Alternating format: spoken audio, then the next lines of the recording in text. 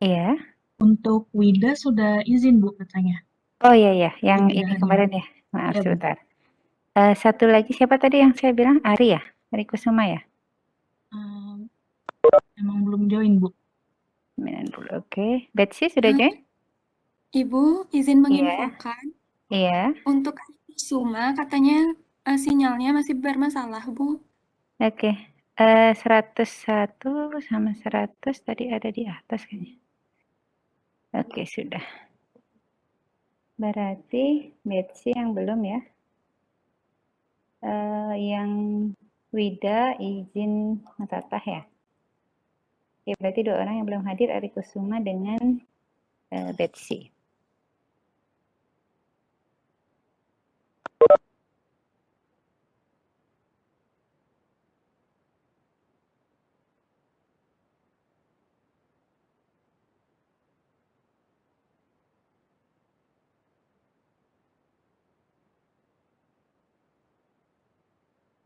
Oke, Ari.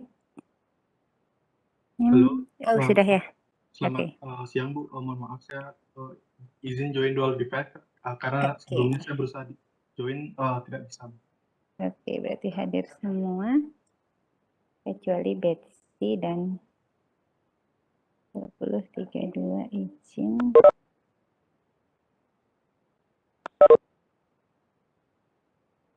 Baiklah. Adik-adik mau diskusi dulu atau mau saya paparkan materi dulu? Nanti kita akan terbagi menjadi satu kelas, saya bagi menjadi 4 kelompok. Jadi kurang lebih ini semua saya bagi menjadi 8 kelompok. Kita mau pemaparan materi dulu sedikit, baru kita lanjutkan dengan topik diskusinya. Mungkin nanti saya beri waktu, saya bagi menjadi break room, berapa ya? 8 ya, sesuai dengan anggota kelompoknya masing-masing, kurang lebih 30 menit. Bagaimana formanya? Mungkin pemaparan materi dulu Bu. Oke, terima kasih Jeditya. Saya share PowerPoint dulu ya.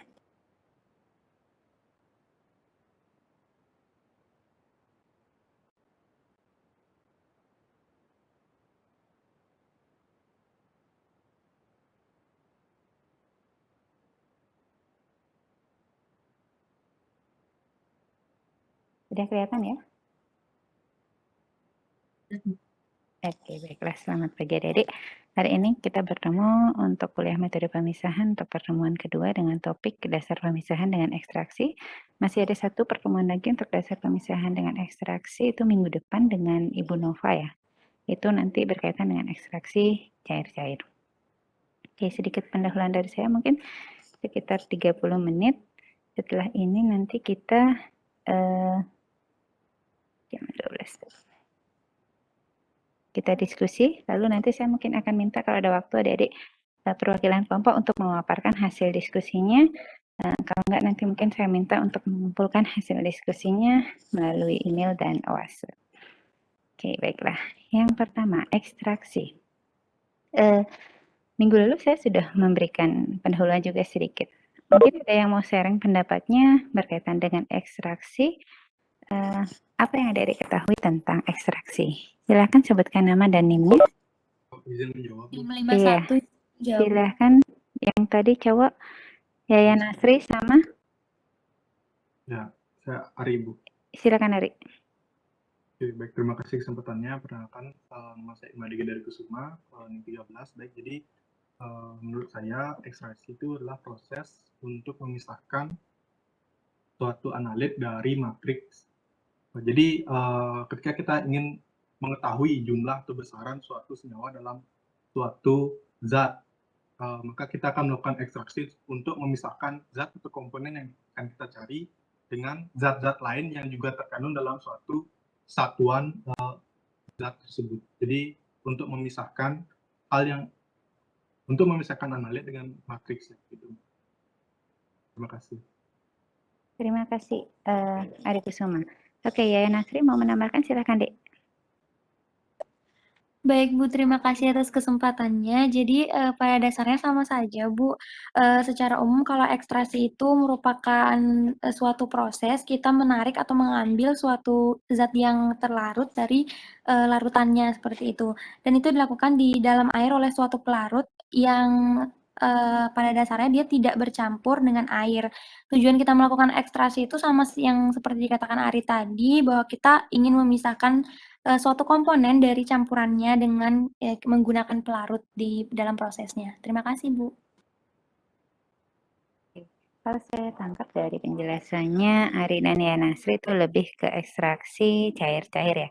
Ada berapa metode ekstraksi yang Adik ketahui? Kemarin kita sudah membahas beberapa metode pemisahan. Pemisahan itu juga salah satu tujuannya adalah untuk mengekstraksi atau mengambil analit yang kita inginkan. Yunia mungkin ingin berpendapat, silakan Yunia. Dijawab. Ya, silakan Dik. Jadi dari penjelasan Ibu kemarin, ada beberapa macam ekstraksi Bu yang saya tahu itu ada ekstraksi pada cair, cair-cair, dan ekstraksi fase padat Bu. Seperti itu Bu. Oke, terima kasih. Kita lanjutkan. Oke, kalau secara umum definisi dari ekstraksi itu adalah proses penarikan suatu zat terlarut dari larutannya di dalam air oleh suatu pelarut lain yang tidak dapat bercampur dengan air. Ini sebenarnya lebih ke definisi ekstraksi cair-cair ya. Kalau adik-adik pernah mendengar istilah ekstraksi pada cair nggak? Yang kemarin ekstraksi fase padat, SPE, itu juga sudah kita bahas dan nanti juga menjadi salah satu topik diskusi adik-adik. Kalau ekstraksi pada cair ada yang tahukah? Saya Ada yang pernah pernah? mendengar, Bu. Oke, silahkan. Baik, Bu, Armida. terima kasih atas kesempatannya. Saya Armida Membela. Jadi sepemahaman saya juga pernah mendengar ekstraksi pada cair atau nggak salah namanya tuh leaching gitu Bu. Jadi ekstraksi pada cair itu adalah proses pemisahan zat yang dapat melarut atau solut dari suatu campurannya dengan padatan yang tidak dapat larut atau biasa disebut dengan inert dengan menggunakan pelarut cair. Gitu. Oke ya, jadi intinya itu kita mengekstraksi suatu analit dari fase padatannya menggunakan pelarut. Itu banyak ya ekstraksi pada cair itu contohnya apa? Ada maserasi itu dia tergolong ekstraksi pada cair. Kemudian contoh sederhana kalau kalian mengekstraksi suatu analit misalnya paracetamol, nanti itu menjadi topik praktikum kita, paracetamol dari tablet.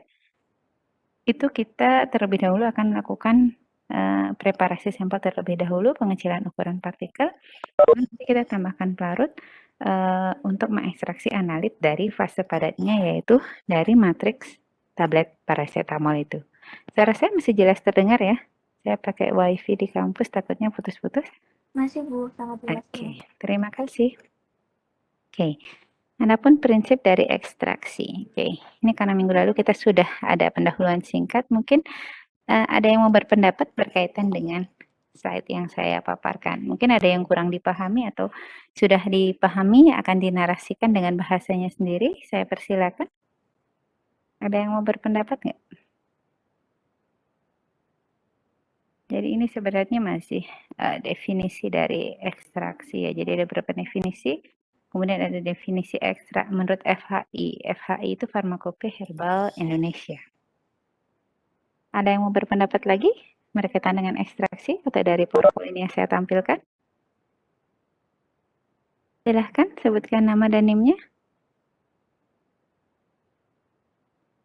Nggak ada? Izin bertanya Bu. Oke, silahkan. Untuk yang di poin 2, saya Dewi absen 1. Untuk yang di poin 2 itu tahap pemisahan lebih lanjut itu bagaimana nih Bu maksudnya? Oke, di poin 2 ada tahap pemisahan lanjut. Oke, satu-satu ya, kita dari atas. Analit dihilangkan dari bahan dalam matriks formulasi yang akan mengganggu dalam analisisnya dengan menggunakan pelarut yang mudah melarutkan analit tetapi senyawa pengganggu matriks memiliki kelarutan terbatas. Jadi intinya di sini dari poin 1 ini adalah kita mau mengambil analitnya saja. Jadi masih ingat kan definisi analit dengan matriks. Kalau analit itu adalah senyawa yang ingin kita analisis, sementara matriks itu adalah komponen lain yang ada di dalam sampel selain analit. Itu dulu. Kemudian yang kedua, tahap pemisahan lebih lanjut. Itu maksudnya adalah misalnya yang pertama, ketika kita melakukan ekstraksi, satu tahapan ekstraksi belum tentu bisa dapat menghasilkan hanya analit saja. Masih kemungkinan jadi misalnya di dalam sampel itu ada satu analit dan ada beberapa matriksnya. Jadi kemungkinan ketika kita mengekstraksi misalnya dengan menggunakan apa? Metanol atau etanol, ada matriks lain yang juga ikut larut bersama dengan analit. Meskipun di dalam ada matriks yang tidak larut tetapi ada matriks lain juga yang ikut terlarut sehingga kita memerlukan tahapan lebih lanjut untuk mengurangi matriks-matriks tadi. Entah itu dengan pemisahan misalnya dengan kromatografi atau mungkin dengan ekstraksi bertingkat seperti itu. Jadi bisa menggunakan bisa dengan ekstraksi cair-cair menggunakan pelarut yang berbeda. Seperti itu Dewi, apakah bisa dipahami? Oh, bisa, Bu. Oke, terima Berarti kasih. pelarutnya bisa lebih dari satu yang lebih spesifik begitu ya, Bu ya? Iya, bisa. Jadi bisa menggunakan pelarut yang hanya melarutkan si analit dan tidak melarutkan matriksnya. Atau misalnya kalau sudah tidak bisa lagi dilarutkan, itu bisa dipisahkan dengan metode lain tadi. Seperti misalnya bisa dengan kromatografi kolom atau mungkin dengan kromatografi lapis tipis seperti itu. Ya. Oke. Definisi ekstra ini mungkin adik-adik belajar juga di pembuatan ekstrak di farmakognosi ya. Sediaan kering, kental, atau cair yang dibuat dengan nyeri simplisia nabati atau hewani menurut cara yang cocok di luar pengaruh cahaya matahari. Jadi di sini metode pemisahan yang akan adik-adik pelajari itu tidak hanya menyangkut senyawa bahan alam, tapi juga senyawa farmasi dari hasil formulasi, sediaan farmasi. Nanti dilihat kesesuaiannya dengan farmakope. Kalau dari yang bahan alam mungkin bisa lihat kesesuaiannya dengan ketentuan yang sudah tercantum di dalam farmakope herbal Indonesia. Nah, bagaimana kalau kita menganalisis misalnya untuk memisahkan sampel-sampel dari matriks biologis? Apalagi ya, dari mana lagi ya? Atau sampel-sampel yang lain. Kira-kira acuan lain selain FHI atau farmakope yang bisa adik-adik gunakan apa? Ada yang sudah punya gambaran? Silahkan. Ada yang mau berpendapat? Halo? Maaf, maksudnya untuk pustakanya, Bu ya? Iya, pustaka acuan Untuk utamanya. pustaka mungkin Silakan, bisa juga menggunakan analisis farmasi, Bu. Buku analisis farmasi begitu. Buku analisis farmasi itu banyak sekali ya bukunya ya. Buku yang resmi yang bisa kita jadikan acuan apa? Ya, jadi mungkin yang saat ini saya gunakan buku analisis farmasi dari David G. Watson itu juga menjelaskan seperti praktikum kita di metode pemisahan ada kromatografi, baik itu gas, cair, dan zat padat, dan juga metode pemisahan lainnya.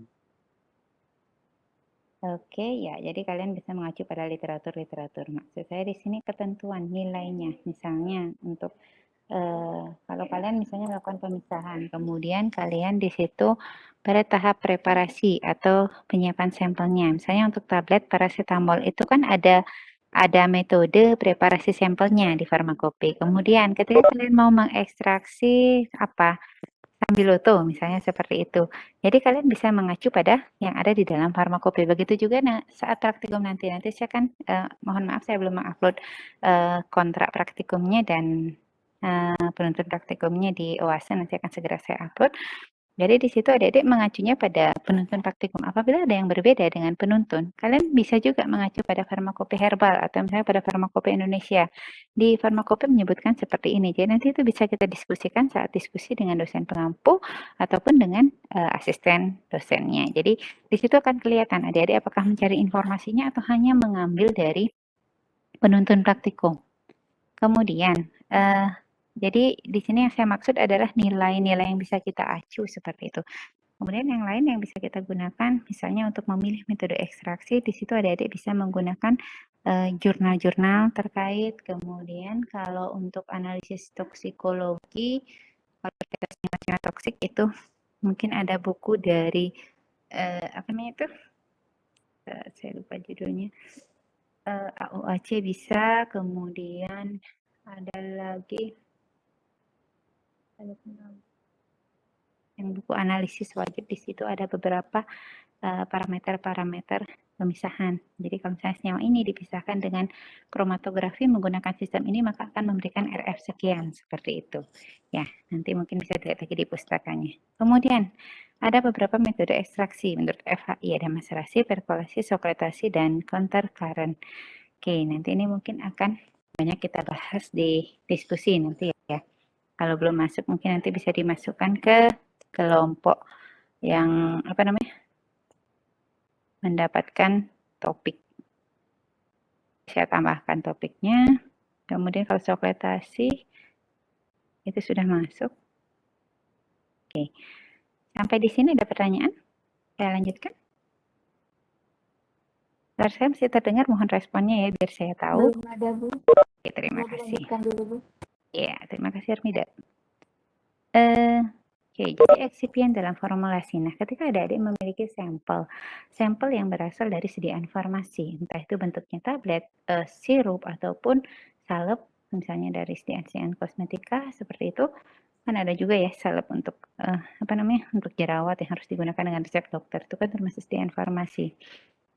Kemudian, jadi di situ ada beberapa bahan tambahan, eksipien inilah yang mungkin nantinya menjadi matriks yang ada di dalam sampel tersebut, di mana matriks-matriks ini harus ada dihilangkan ketika kalian mau menganalisis suatu zat tertentu, zat aktifnya misalnya seperti di dalam tablet mau menganalisis paracetamolnya, jadi kalian harus berhasil memisahkan paracetamolnya dari zat pengisinya, apa misalnya di sana ada laktosa seperti itu, jadi dia harus terpisah.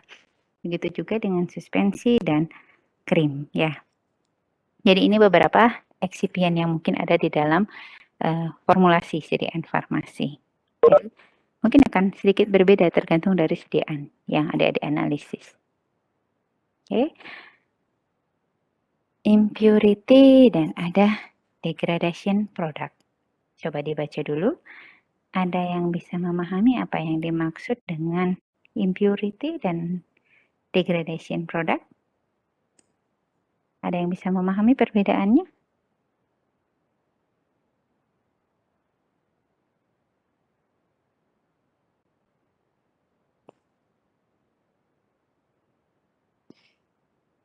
Halo, bagaimana Dede? Silakan.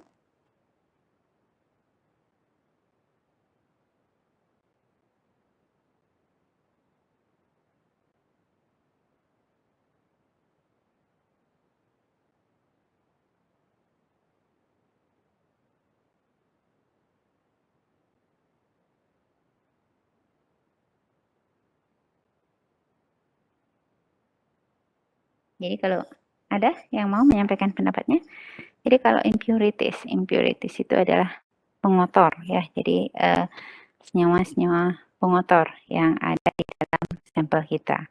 Kemudian kalau degradasi itu adalah produk degradasi yang dihasilkan dari perubahan dari analit atau senyawa yang ada di dalam sampel kita seperti itu. Jadi itu yang dimaksud dengan produk degradasi, entah itu mungkin karena proses penyimpanan yang kurang baik atau mungkin akibat proses pembuatannya mungkin di sana menghasilkan produk degradasi. Oke. Sifat fisikokimia matriks. Jadi ini beberapa sifat fisikokimia dari matriks yang ada di dalam sampel.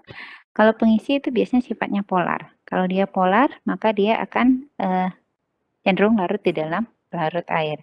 Jadi di sini biasanya untuk mengekstraksi pengisi itu bisa menggunakan media berair untuk melarutkan pengisinya. Tapi dengan catatan adik-adik harus lihat lagi analit kalian itu larut nggak dalam pelarut polar. Kalau dia larut sama-sama berarti jangan pilih pelarut tersebut, pilihlah pelarut yang lain, atau mungkin kalian bisa pakai 2 kombinasi pelarut, atau mungkin kalian bisa menambahkan senyawa lain, atau misalnya ditambahkan asam atau basa untuk membuat dia menjadi bentuk terlarut atau tidak terlarut seperti itu. Nanti mungkin lebih banyak dibahas dengan Bu Nova ya untuk ekstraksi cair-cairnya. Nanti akan ada perhitungannya persamaan Henderson-Hasselbalch di sana yang menentukan berapa persen dia akan terlarut ketika dia dalam bentuk basa, dalam suasana asam, dalam suasana basa, apakah dia berada dalam bentuk garamnya atau dalam bentuk terion atau tidak terion ya. Itu minggu depan. Jadi masih sekarang ya secara umum. Kemudian untuk pengisi itu biasanya dia tidak menyerap sinar UV. Jadi kalau adik-adik melakukan analisis dengan spektrofotometri UV vis, mungkin di situ dia tidak akan mengganggu. Kemudian ada lubrikan. Lubrikan itu biasanya komponennya komposisinya 1-2%. Dia merupakan kromofor lemah. Kemudian ada penyalut di dalam tablet, mungkin ada penyalut di sana, dia sifatnya dapat larut dalam air dan tidak menyerap UV. Nah, di sini satwa warna itu dia menyerap sinar UVV secara efisien. Jadi ini sangat penting untuk adik-adik hilangkan sebelum kalian pasien kalian harus pisahkan sebelum kalian melakukan analisis. Baik itu dengan spektrofotometri UVV atau misalnya dengan TLC, dengan detektor spektrofotometer UV, atau mungkin dengan HPLC dengan detektor UV seperti itu. Kemudian kapsul, iya, Boleh silakan. izin bertanya, Bu? Iya, silakan. Baik, Bu, Armida. terima kasih. Iya, Bu. Saya ingin tahu, Bu, tadi lubrikan bukan membahas lubrikan. Lubrikan itu kan termasuk ke dalam kromofor lemah. Nah, maksud kromofor lemah ini bagaimana? Bu, mungkin bisa dijelaskan, Bu? Karena saya baru dengar. Oke, ya, ya. Ya, di sini ada istilah baru ya, ada kromofor. Kromofor. Itu mungkin nanti akan adik-adik pelajari ketika kalian belajar tentang teori analisis instrumental berkaitan dengan spektrofotometri UV vis. Nah, suatu senyawa yang memiliki kromofor, dia akan dapat menyerap sinar UV seperti itu. Jadi yang khasnya ketika suatu senyawa itu dapat dianalisis dengan sinar UV adalah ketika analit tersebut memiliki kromofor. Kalau dia tidak memiliki kromofor, maka analit tersebut tidak dapat dianalisis dengan sinar UV. Terus yang dimaksud dengan kromofor itu apa, Bu? Itu contohnya misalnya adalah ikatan rekat 2 yang ada di dalam sampel. Kemudian masih ada lagi kalau sediaan farmasi atau senyawa-senyawa obat itu sebagian besar biasanya memiliki kromofor. Apakah lalu ada pertanyaan misalnya apakah misalnya hanya senyawa berkromofor aja yang bisa dianalisis dengan spektrofotometri UV vis? Bagaimana dengan yang lainnya yang tidak memiliki kromofor? Itu bisa diakali juga. Jadi bisa direaksikan dia dengan suatu senyawa agen penderivatisasi sehingga nantinya dia dapat dianalisis dengan spektrofotometri UV vis. Jadi ketika di sini lubrikan memiliki kromofor yang lemah. Jadi ketika adik-adik menganalisis dia dengan sinar UV, maka kemungkinan lubrikan tersebut akan memberikan serapan yang mengganggu hasil analisis adik-adik. Itu mungkin yang bisa saya jelaskan tentang kromofor. Armida, bisa dipahami? Bisa, Ibu. Mungkin Oke, terima minta tolong lanjutnya agak pelan-pelan dikit, Bu. Oh ya, Terlalu ngebut. oke. Maaf, Bu ya. Iya, Iya, Bu. terima Terima kasih. Yang kasih. penting suaranya jelas ya. Oke, baiklah. Iya, Bu. Sekarang jelas. Ya. Oke, kemudian ada sifat fisikokimia matriks. Masih yang tadi ya, ini hanya saya cantumkan beberapa contoh-contoh matriks yang ada di dalam sediaan farmasi. Suspensi, ada yang tahu suspensi? Mungkin kalian sudah belajar farmasetika ya. Suspensi itu apa? Saya menjawab. Iya, Ibu. silahkan. Yunia.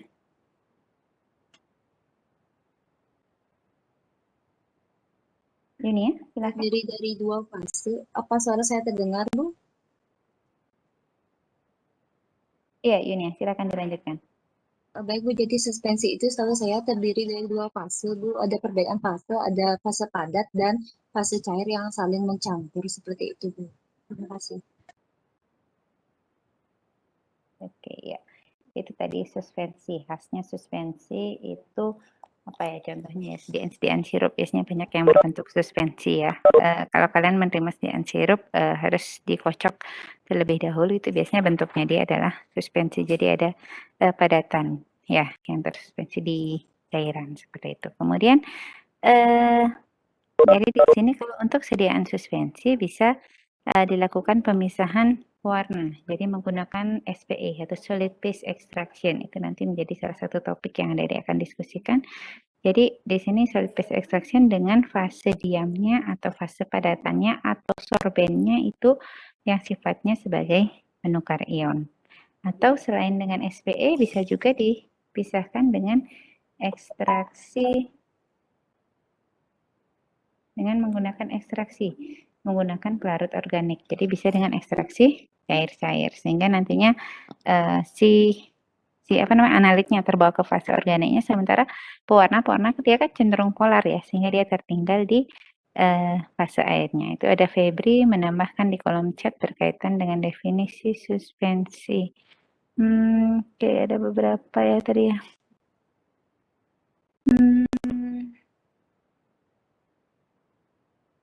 Ya, nanti coba saya lihat kolom chatnya saat diskusi.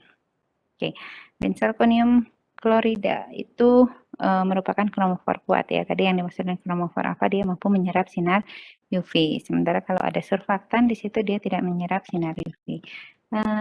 Jadi mungkin adik-adik bisa lihat kembali. Kalau berkaitan dengan excipient, kira-kira buku yang adik-adik lihat apa ya? Excipient atau bahan tambahan yang ada dalam sediaan farmasi. Apakah ada yang pernah mendengar istilah buku Handbook of Excipient? Atau mungkin kakak kelas kalian sering menyingkatnya dengan HOPE. Ya, jadi di situ ada data karakteristik dari senyawa-senyawa excipient yang ada di dalam sediaan farmasi, berapa kadar yang diperbolehkan, kemudian dia sifatnya seperti apa, kelarutannya di dalam apa.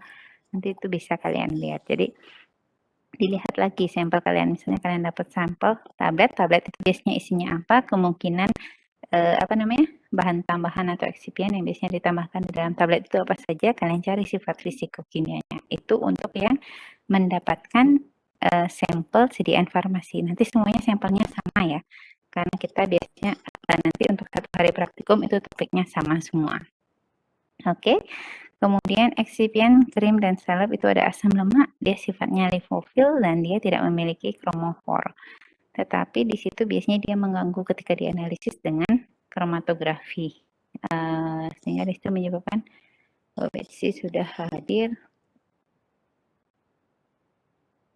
Jadi hanya izin NIM 32 aja ya.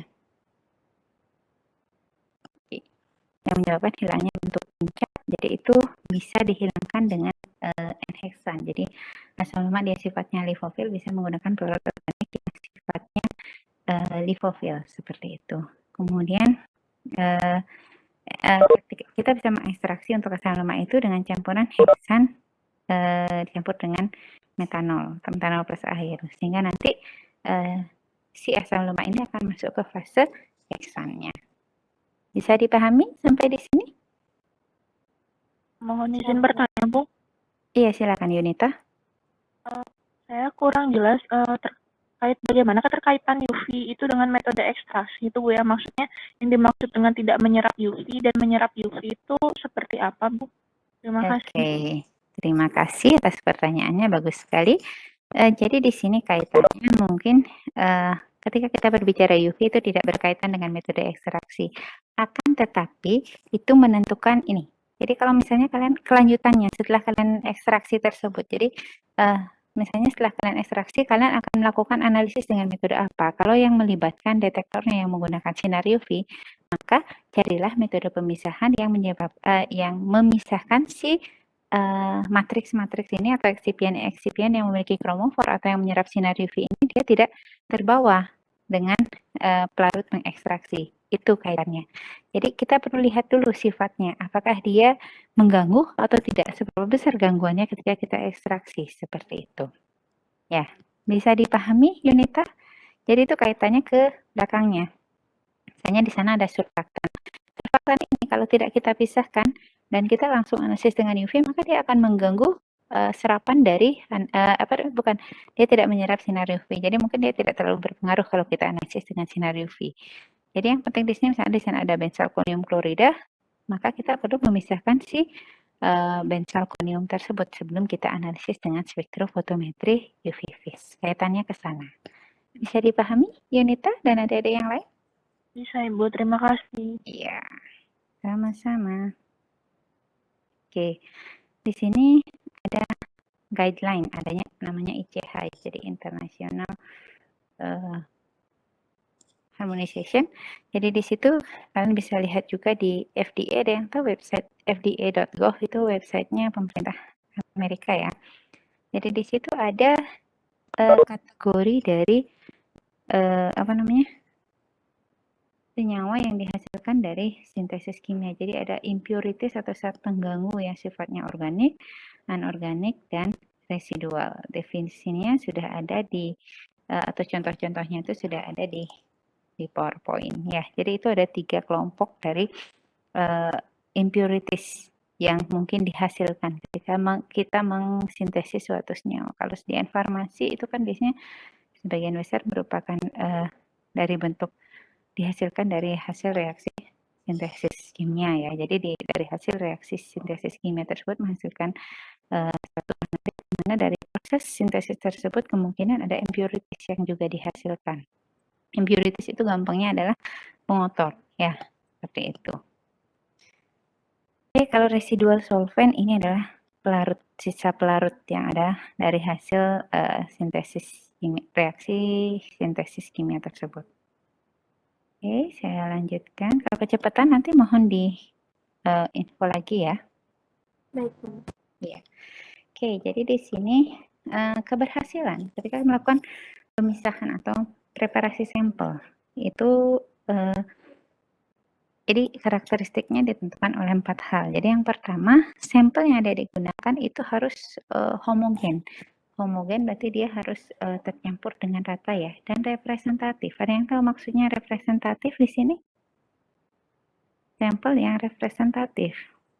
Ada yang tahu? Izin, Bu. Iya, silakan.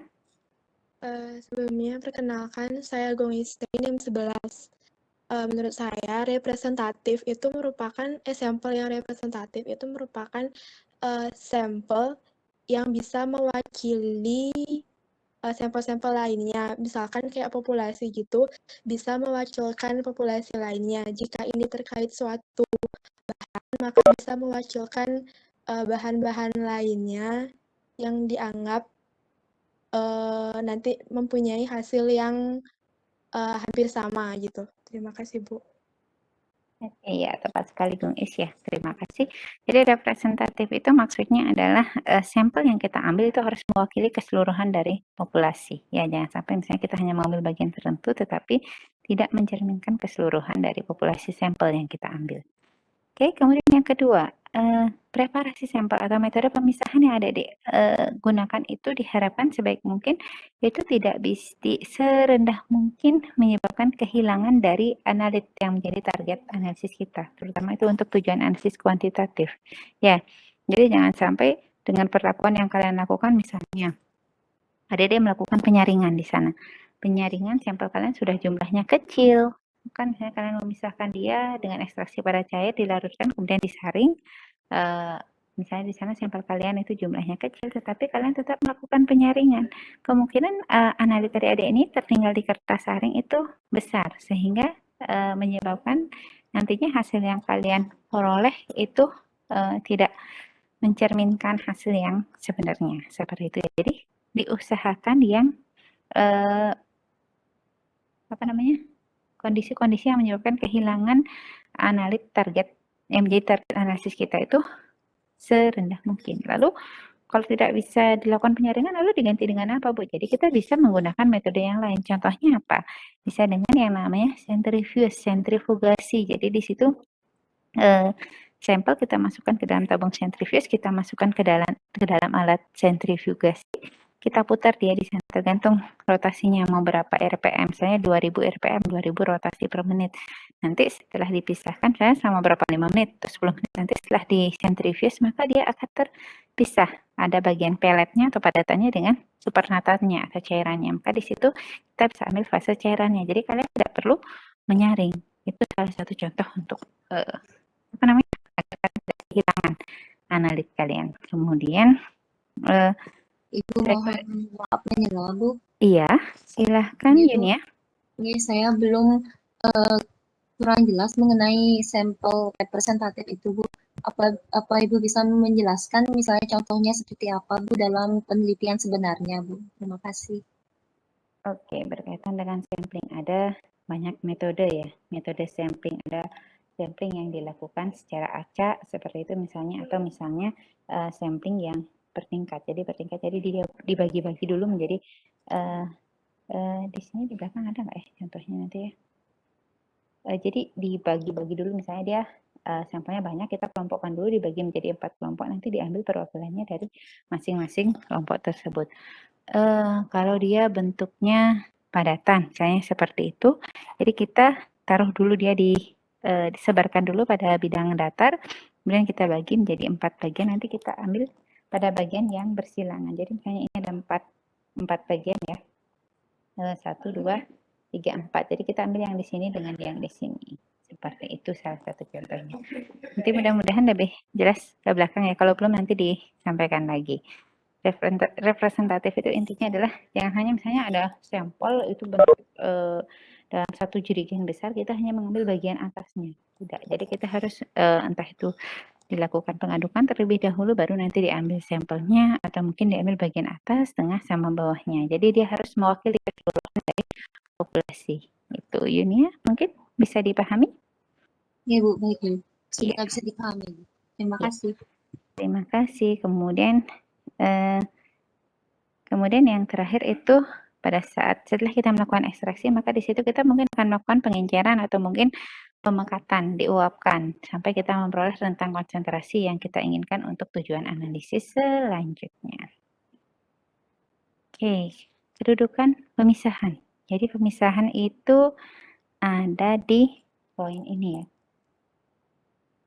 Jadi pemisahan ini juga merupakan proses yang sangat penting dalam suatu analisis kuantitatif. Dia menentukan keberhasilan dari suatu analisis, seperti itu ya. Jadi pemisahan komponen yang diinginkan. Ini adalah tahapan analisis. Jadi yang pertama kita menseleksi dulu, disiapkan sampelnya, kemudian diukur sampelnya, dilarutkan.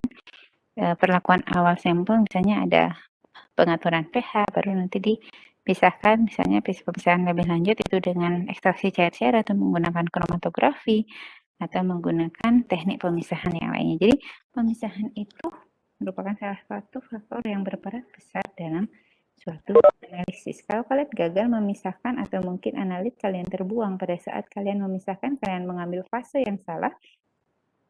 Misalnya kalian harus mengambil fase organik tapi kalian mengambilnya fase air, itu maka sudah jelas sekali di sana kalian tidak akan berhasil menetapkan kadarnya karena kalian mengambil fase yang salah. Seperti itu, malah analit kalian terbuang.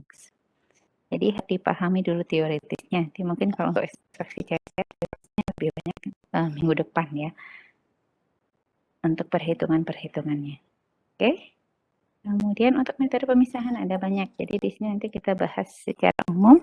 Nanti untuk teknik kromatografi itu akan ada pembahasannya sendiri-sendiri nanti dengan Bu Nova, dengan Pak Gelgel, Bu Linda, Prof Gelgel dengan Bu Linda juga. Dan akan ada tugas nanti di akhir ya. Kemudian ada 2 tugas nantinya, jadi ada 1 tugas terkait kromatografi dan 1 tugas berkaitan dengan teknik ekstraksi yang lain. Ya, itu nanti di pertemuan kedua sebelum UAS. Nah, ini metode pemisahannya, jadi ada destilasi, kemudian pelelehan, penyaringan dan ekstraksi, dan elektroforesis ini juga akan ada kuliahnya sendiri. Nantinya destilasi juga ada nanti. Oke, kemudian ini beberapa metode pemisahan. Metode pemisahan itu sering disebut dengan separation method ya. Jadi ini beberapa metode yang bisa digunakan untuk memisahkan produk-produk atau produk-produk hasil degradasi dari reaksi sintesis kimia tadi. Jadi bisa menggunakan capillary electrophoresis, chiral separation, GC, HPLC, SFC, ataupun TLC. Nanti untuk metode kromatografi akan dibahas lagi lebih detail, terutama yang instrumental seperti HPTLC, kemudian GC itu akan ada lagi nanti kuliahnya di semester berikutnya ya. Jadi ini lebih ke teknik yang sudah advance untuk pemisahannya. Tapi di awal tetap dilakukan preparasi sampel menggunakan pemisahan sederhana terlebih dahulu, entah itu pelarutan atau mungkin dengan ekstraksi cair-cair sebelum masuk ke alat ini. Karena nggak mungkin kalian punya sampel langsung kalian masukkan ke alat ini, karena dia perlu perlakuan khusus dulu sebelum masuk ke masing-masing metode pemisahan ini. Oke. Nah, di sini mungkin minggu lalu sudah saya sampaikan. Jadi, atau mungkin ada yang bisa mereview, mengulangnya kembali? untuk materi ini? Maksud dari diagram ini apa? Ada yang bisa? Atau ada yang mau sharing pendapat? Jadi ini hanya contoh pembagian teknik-teknik metode pemisahan yang bisa kalian gunakan. Jadi mengacu pada jenis sampelnya dulu. Kita lihat dulu sampel yang kita punya itu bentuknya seperti apa. Apakah dia padatan, cair, gas, suspensi, atau dia memerlukan metode derivatisasi. Ya, derivatisasi itu merupakan dia direaksikan dengan agen penderivat seperti itu. Ya, jadi kalau dia bentuknya padatan, kalian bisa memilih salah satu dari metode ini. Lalu bagaimana caranya memilih metode yang sesuai? Jadi tergantung kalian sesuaikan lagi dengan sifat fisiko kimia dari analit adik-adik. Kalau misalnya coklat, salah satu contohnya di sini saya berikan. Coklat itu merupakan metode pemisahan yang menggunakan pemanasan. Jadi tidak mungkin kalian memisahkan analit adik-adik yang tidak tahan panas menggunakan coklat. Kenapa?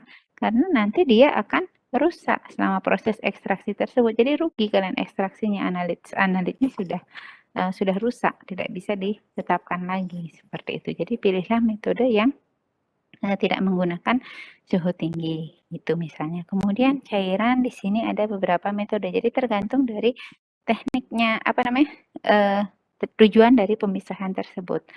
Jadi misalnya kalian bisa menggunakan SPE atau bisa menggunakan liquid extraction atau misalnya dengan pengenceran atau penguapan, penyedihan seperti itu. Kalau gas itu bisa dengan metode trapping. Jadi penjerapan gas tersebut dengan suatu fase padatan. Kemudian kalau bentuknya suspensi itu bisa dengan teknik filtrasi, sentrifugasi, atau sedimentasi. Jadi disesuaikan lagi dengan kebutuhan adik-adik, dengan alat dan bahan yang tersedia di laboratorium, dan disesuaikan juga dengan sifat fisikokimia dari analit dan matriks yang adik-adik punya. Ya. Maaf menjawab, Bu. Iya, silahkan. Ari. Baik, saya ingin bertanya, Bu. Sebelumnya ini mengenai UV dan juga pemanasan. Jadi itu merupakan pertanyaan saya. Jadi mungkin kita ketahui bahwa ada beberapa sampel yang tidak boleh terkena sinar matahari karena bisa merusak komponen dan senyawa yang terkandung dalamnya. Jadi apakah yang menyebabkan kerusakan itu hanya sinar UV atau panas dari matahari atau adanya proses pemanasan? Jadi katakanlah supaya tidak terlalu besar contoh sampelnya. Mungkin saya juga tidak terlalu mengetahui sampel apa yang dimaksud.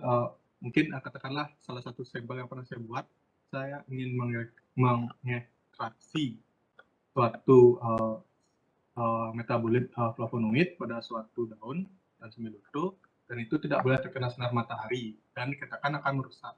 Yang dapat merusak itu sinar UV-nya atau pemanasannya. Sekian dari saya, terima kasih. Oke, terima kasih. Jadi di sini Ari dia sudah pernah praktek, sudah pernah ekstraksi sambiloto seperti itu ya. Gini. Jadi di sini itu sambiloto itu menjadi topik praktikum kita nggak ya? Ya rasanya. Oke. Jadi di situ satu dia tidak tahan terhadap sinar matahari, dia dapat rusak. Jadi rusaknya akibat cahayanya. Kemudian jadi kita lihat dulu matriks kita. Jadi ada senyawa itu yang memang tidak tahan panas tapi dia tahan terhadap cahaya.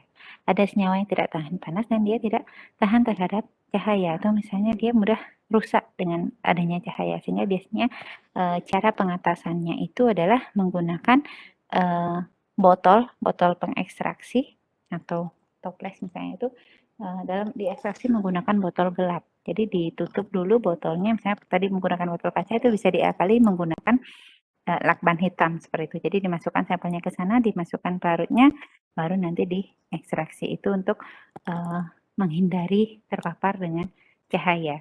Kemudian bagaimana dengan suhunya ya? Tadi kita pakai teknik ekstraksinya menggunakan teknik maserasi yang di sana tidak melibatkan pemanasan, hanya ditambahkan pelarut, kita aduk, kita diamkan, seperti itu. Itu mungkin yang bisa saya jawab. Ari, apakah sudah jelas? Jadi memang ada khusus yang tidak tahan panas dan tidak bisa menyerap UV. Iya. Ya, Terima kasih. kembali lagi ke sampelnya ya. Jadi ada yang memang tidak tahan keduanya, ada yang hanya tidak tahan panas, ada yang misalnya hanya dia tidak tahan terhadap cahaya, seperti itu. Oke. Ini juga sudah minggu lalu, nanti mungkin bisa lebih ke langsung contohnya ya. Ini juga contoh-contoh teknik pemisahan.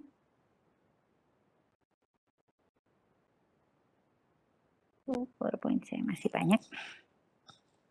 Oke, jadi teknik ekstraksi saat digunakan secara cepat dan bersih baik untuk zat organik maupun zat anorganik. Jadi bisa digunakan analisis makro dan mikro. Yang membedakannya itu adalah dari segi jumlah sampelnya ya. Kemudian ada juga analisis makro, mikro, dan semi mikro, seperti itu. Sampelnya yang berbeda dari jumlah besar sampelnya. Kemudian penggunaannya di sini ekstraksi bisa digunakan untuk analisis kimia atau preparatif. Preparatif di sini adalah maksudnya untuk preparasi, untuk pemisahan di bidang kimia organik nanti dianalisis lebih lanjut. Kemudian alat yang digunakan di sini mungkin kantor Kara nanti bisa ditambahkan ke salah satu topik diskusi ya. Menggunakan soklet, corong pisah itu yang paling sederhana. Ini biasanya digunakan untuk ekstraksi cair-cair, itu bisa pakai corong pisah. Kemudian ada pakai alat ekstraksi sokletasi, kemudian ada kantor current. Oke.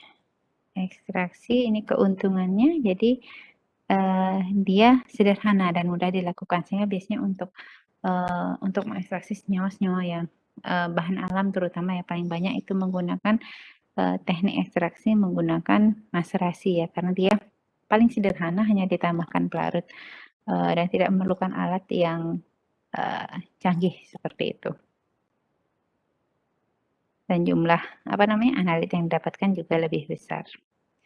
SPE kemarin sudah dibahas juga gambarnya, nanti akan ada yang membahas juga dari kelompoknya. LLE ada juga kelompok yang saya minta untuk mendiskusikannya nanti, dan mungkin akan dibahas lebih banyak lagi nanti minggu depan. Jadi kalau dalam LLE atau ekstraksi cair-cair, di sana intinya adalah pemisahan analit di antara dua fase yang tidak saling bercampur. Ini adalah fase yang tidak saling bercampurnya ya. Jadi ada fase atas dan bawah. Jadi yang membedakan di sini adalah BM-nya. Yang mana lebih besar BM-nya, BJ-nya, sorry. Jadi yang BJ-nya lebih besar dia akan ada di bawah. Misalnya air dicampur dengan kloroform, dia tidak campur mana yang lebih di atas, mana yang lebih bawah. Adik-adik bisa lihat nilai BJ-nya. Gimana kalian bisa lihat? Bisa lihat di Farmakope atau mungkin dari buku-buku lain. Atau mungkin dari website-website yang menyebutkan tentang parameter fisikokimia dari suatu pelarut. Ya. Oke, jadi di sini yang menentukan keterpisahannya itu adalah ada namanya koefisien distribusi. Jadi koefisien distribusi itu merupakan perbandingan konsentrasi analit di dalam fase organik dibandingkan dengan konsentrasi analit di dalam fase air. Jadi nanti setelah ini misalnya sekalian punya sampel ditambahkan buffer, ditambahkan pelarut organik yang immiscible. Jadi untuk melihat immiscibility of solvent atau ketidaktercampuran pelarut, nanti mungkin kalian bisa melihat, coba kalian browsing ya sampai untuk bahan praktikum juga nantinya. Jadi pelarut-pelarut apa aja sih yang dicampur tapi dia tidak bercampur dengan pelarut tersebut. Jadi ada tabelnya, coba aja di searching di Google miscibility of solvent ya. Nah, nanti jadi dari sini dia tidak tercampur, maka senyawa yang lebih terlarut ke pelarut yang memiliki bijinya lebih besar ini, atau mungkin pelarut organik, dia akan masuk ke sini. Di sini kelihatan yang bagian kotak-kotak ini masuk ke pelarut organiknya. Nanti kita keringkan. Setelah kering, kita tambahkan lagi pelarut, itu namanya di resuspensi. Baru nanti dianalisis lebih lanjut. Itu kurang lebih tahapannya. Ekstraksi cair-cair ini mungkin saya lewati ya tadi. Jadi intinya adalah perbedaan pelarutan atau kesetimbangan partisi dari analit di antara dua fase yang tidak saling campur. Jadi di situ biasanya ada fase air dan fase organiknya. Itu ya. Jadi saya nggak terlalu bahas lebih banyak di sini untuk ekstraksi cair-cair karena nanti adik-adik akan membahasnya juga. Ini sama sih ya dengan yang tadi, dan juga minggu depan dengan Bu Nova untuk perhitungannya. Ini ada namanya corong pisah. Jadi ini misalnya kalian mengekstraksi suatu senyawa menggunakan air dan kloroform. Ada fase 1 dan fase 2. Ini ada keran di sini ya. Jadi ini fungsinya untuk misalnya untuk membuang gasnya. Misalnya di sana kalian biasanya kalau kalian menggunakan corong pisah, kalian kocok sesekali. Jadi corong pisah itu kan bentuknya seperti ini. Kalian rebahkan dia atau tidurkan. Kalian kocok, lalu nanti sesekali itu kerannya dibuka untuk mengeluarkan udaranya. Seperti itu. Baru ditutup lagi, baru dikocok lagi, seperti itu. Nanti yang ada di kalian bisa menaruhnya di ada penyangganya, ditaruh di statif, terus dia diikat dengan klem, nanti didiamkan sehingga terpisah menjadi 2 fase. Tergantung kalian mau ambil fase yang mana, bisa kalian turunkan dulu fase 1-nya, nanti diambil fase 2-nya. Ya, itu corong pisah. Kemudian ada hukum distribusi Nernst atau KD ya. Jadi di sini suatu saat akan bagi dirinya di antara 2 cairan yang tidak dapat bercampur sedemikian rupa sehingga angka banding konsentrasi pada timbangan adalah konstanta pada suatu temperatur tertentu. Jadi ini definisi dari koefisien distribusi. Lalu bagaimana kita bisa mencari nilai koefisien distribusi dari suatu senyawa? Biasanya yang bisa kita cari itu nilainya itu adalah nilai log P ya dari suatu senyawa, log P. Jadi kelarutan dia dalam fase oktanol dan air semakin besar nilai log P-nya, maka dia semakin sifatnya liofil. Oke, jadi rumus tersebut solut berlaku bila solut tidak terionisasi dalam salah satu pelarut dan dia tidak berasosiasi dalam salah satu pelarut, kemudian saat terlarut tidak dapat bereaksi dengan salah satu pelarut atau adanya reaksi lain, maka itu rumus tadi berlaku. Oke, misalnya solut tidak berada dalam rumus molekul yang sama di dalam kedua fase tersebut, maka nanti ada yang namanya angka banding distribusi. Ini untuk nilai-nilai ini ya angka banding distribusi ya. Harga KD dan D itu akan sama pada kondisi ideal dan tidak terjadi asosiasi, disosiasi, dan polimerisasi di sana. Ini mungkin bisa lebih banyak dibahas untuk perhitungan ini minggu depan biar nggak bolak-balik. Kemudian ada yang namanya persen ekstraksi. Jadi untuk melihat seberapa persen analit tersebut terekstraksi, maka itu ada rumusnya. Jadi ekstraksi dianggap kuantitatif bila E-nya persen ekstraksinya sama dengan 100 atau V0 itu sama dengan VW. Jadi volume fase air itu sama dengan volume fase organik. Melakukan extraction. Jadi di sini ketika adik-adik melakukan ekstraksi cair-cair, ini merupakan teknik yang sangat terkenal ya. Jadi prinsipnya di situ adalah like dissolve like, di mana di sini di dalam fase air itu biasanya yang masuk adalah matrix sampel dan di dalam fase organik itu yang masuk itu adalah analit yang kita inginkan itu biasanya masuk ke fase organiknya atau ke larut organiknya. Jadi dia lebih suka like dissolve like, jadi dia misalnya sifatnya polar, dia akan larut dalam pelarut yang polar. Ini masih sama dengan yang tadi tahapannya. Jadi ini contoh ekstraksi cair-cair, kalian punya sampel, kemudian kalian tambahkan pelarut, dikocok atau diaduk, misalnya nanti di situ si pelarutnya itu akan terdispersi dan akan melarutkan atau menarik analit-analit. Setelah dia dikocok, maka akan terjadi permisahan fase di sana. Ada yang namanya ekstrak dan rafinat. Jadi ekstrak itu dia mengandung solut. Solut itu adalah analit yang terlarut. Solut atau analit itu sama ya. Dan ada yang rafinat.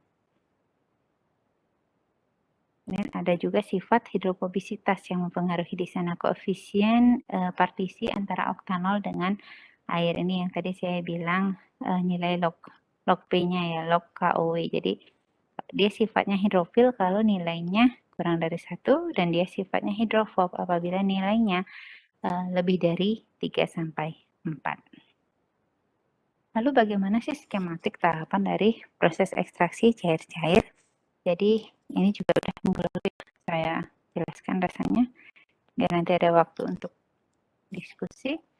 Kemudian ini beberapa pelarut yang digunakan dalam ekstraksi cair-cair. Jadi pelarut yang fase airnya bisa menggunakan air atau menggunakan larutan asam, larutan basa. Di sini yang menggunakan pelarut organik yang tidak bercampur dengan air bisa digunakan di etil ether, kloroform, atau pelarut toluen atau pelarut lainnya. Kemudian ini adalah pelarut organik yang dapat bercampur dengan air. Jadi biasanya ini jarang digunakan ya untuk LLE karena agak susah. Misalnya kalian punya sampel dalam larutan air atau misalnya sirup, kalian tambahkan alkohol di sana, maka alkoholnya itu akan larut bercampur dengan air sehingga kalian tidak bisa menarik si analitnya. Itulah tujuannya mengapa di sini dalam LLE intinya adalah menggunakan pelarut yang tidak saling bercampur ya. Oke, ini nilai BC tadi densitas yang saya sampaikan.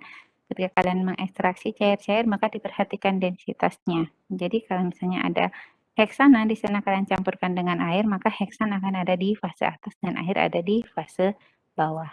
Itu nanti yang menentukan fase mana yang kalian ambil. Lihat dulu BC-nya lalu kalian lihat analit kalian itu lari ke fase mana, organik atau fase airnya. Seperti itu.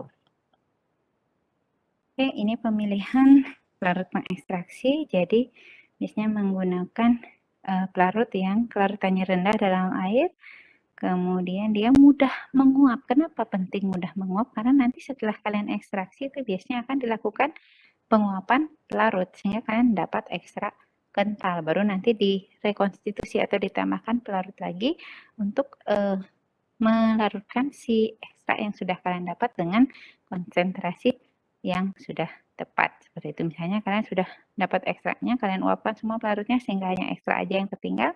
Nanti ekstra itu kalian larutkan menggunakan labu ukur. Misalnya di sana kalian add 5 mili. Jadi nanti kalian sudah tahu bahwa semua analit yang ada di dalam sampel tersebut, anggapannya seperti itu, harapannya semua terekstraksi itu dalam sekian mili pelarut.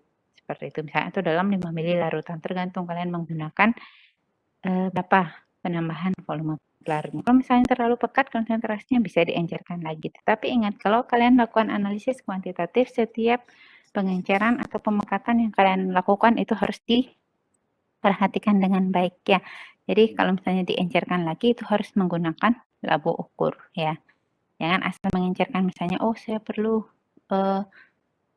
saya mau ngencerin 5 kali, saya ambil 1 mili sampel ekstra, kemudian saya tambahkan 4 mili pelarut. Alangkah lebih baiknya kalau kalian mengencerkan tersebut larutan tersebut menggunakan labu ukur ya. Itu mungkin besok kita bahas di pengenalan alat gelas.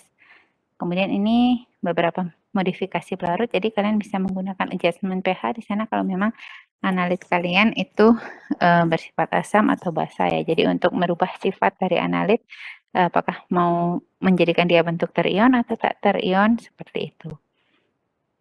Emulsi. Jadi emulsi di sini terjadi biasanya ketika kalian melakukan ekstraksi. Jadi dikocok kuat sampai bisa terbentuk emulsi di sana. Sehingga nantinya emulsi ini, tahu kan ya? Ya kalian udah dapat teori tentang emulsi? Apakah saya kecepatan? Suara saya masih terdengar? Tidak pernah, Bu. Masih Iya, terdengar, Ibu. Bu. Ya, ada yang masih ingat definisi dari emulsi?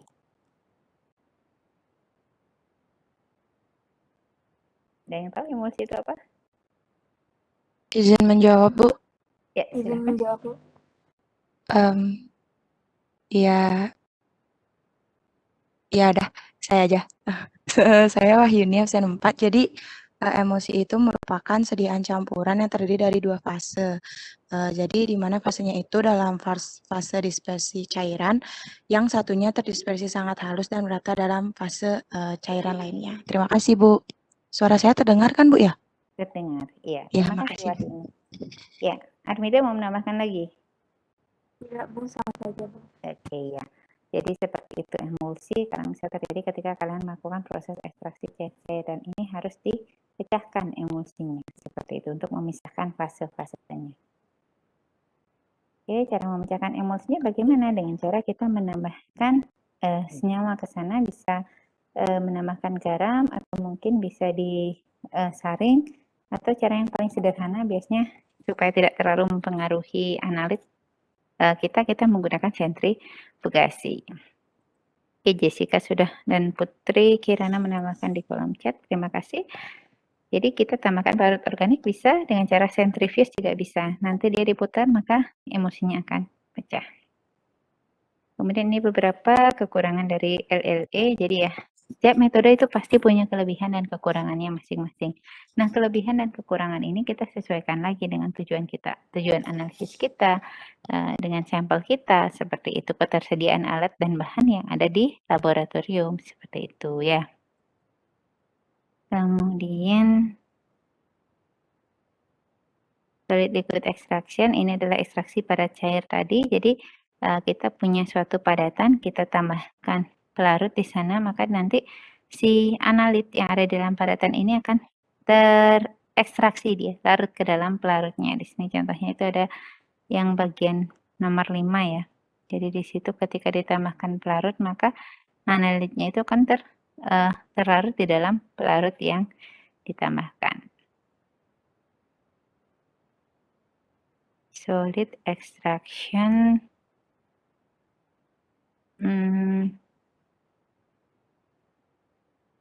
Biasanya kalau setelah dilakukan solid extraction yang tadi itu ya, jadi ekstraksi menggunakan fase padat.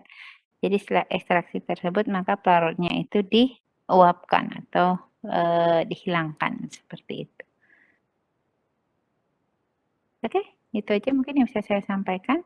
Kita lanjutkan dengan diskusi.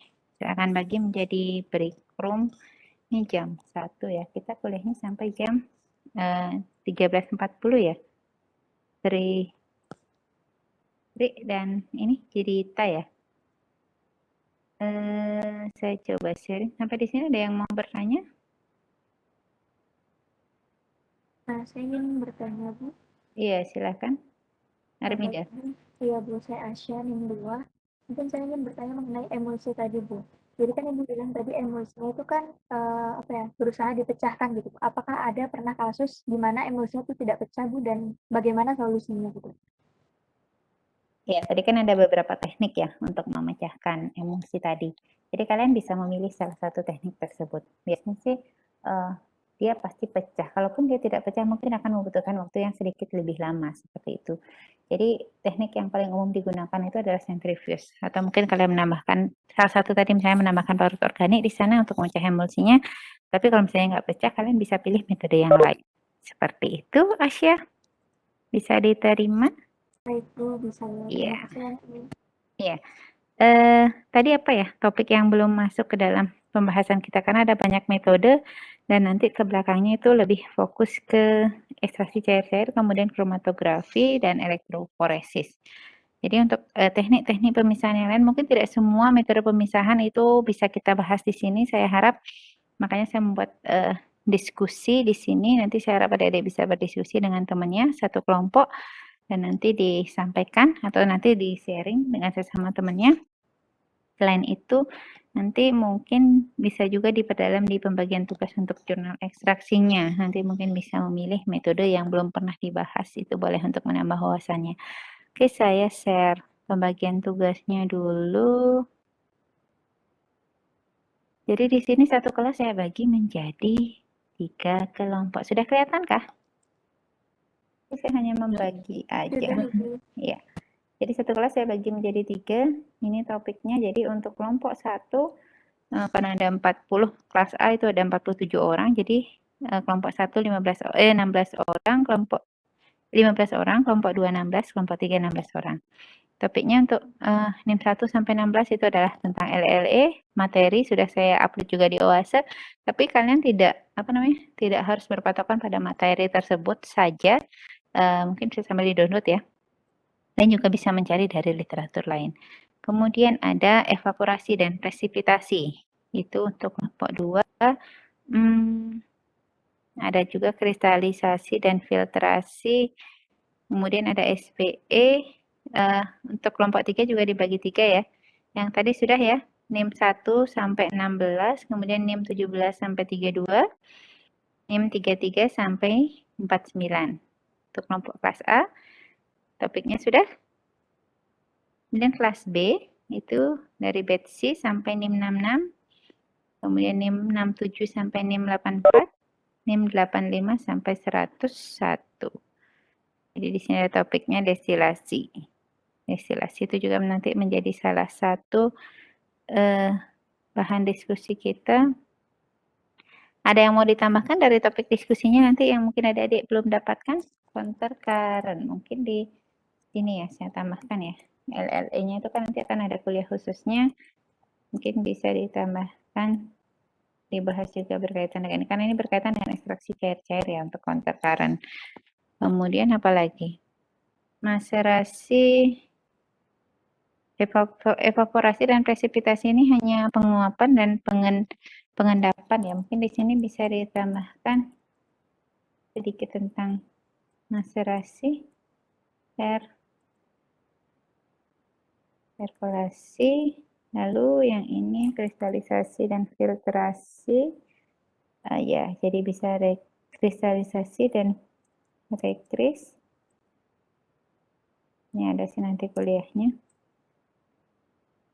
Kemudian ada SPE, membran separation, dan sekretasi, destilasi, apalagi tadi yang belum masuk ya. Sebentar. Ada yang mau ditambahkan nggak dari bahan diskusinya?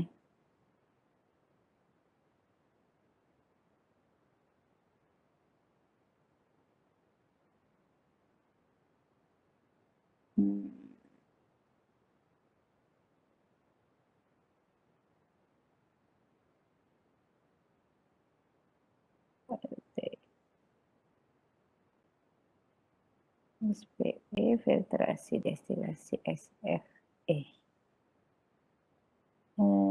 Kromatografi guys, sublimasi. Dan bisa ditambahkan SFE di sini, supercritical fluid extraction. Oke, itu saja. Bisa saya bagi dulu menjadi 6 ya. Nah, saya stop sharing. Untuk pembagian kelompoknya sudah jelas? Jadi saya buat Sudah, Ibu. Jadi saya buat menjadi 6 breakout room ya. Nanti kalian silakan masuk ke breakout session untuk kelompok 1 itu yang A1, A2 di breakout session 2, A3 masuk di breakout session 3. Kemudian B1 masuk di breakout session 4. Silakan kalian pilih sendiri ya kelompoknya ya. Oke. Kemudian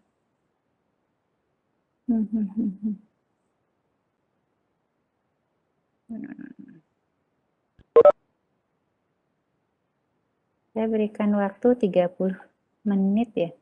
30 menit waktunya habis dong. Berapa ya? Mau berapa menit dulu? 15 menit? 20 menit? 20 menit ya. Mungkin nanti saya minta satu kelompok dulu. Mungkin 20 menit, Ibu. Oke, silahkan nanti satu kelompok atau perwakilannya nanti yang bisa presentasi. Nanti sisanya diperbaiki lagi dan direvisi dan dikumpulkan. Oke, silahkan. Adik-adik sudah pernah masuk ke breakout room? Ada breakout session di pojok kanan bawah. Itu bisa kalian lihat. Silakan ya, Yunita sudah masuk. Jadi diklik di sana, silakan join seperti itu. Oke, sudah pintar semuanya. Silakan join sesuai dengan kelompoknya, didiskusikan di sana. Silakan masuk ke breakout sessionnya masing-masing sesuai pembagian kelompok dan topiknya.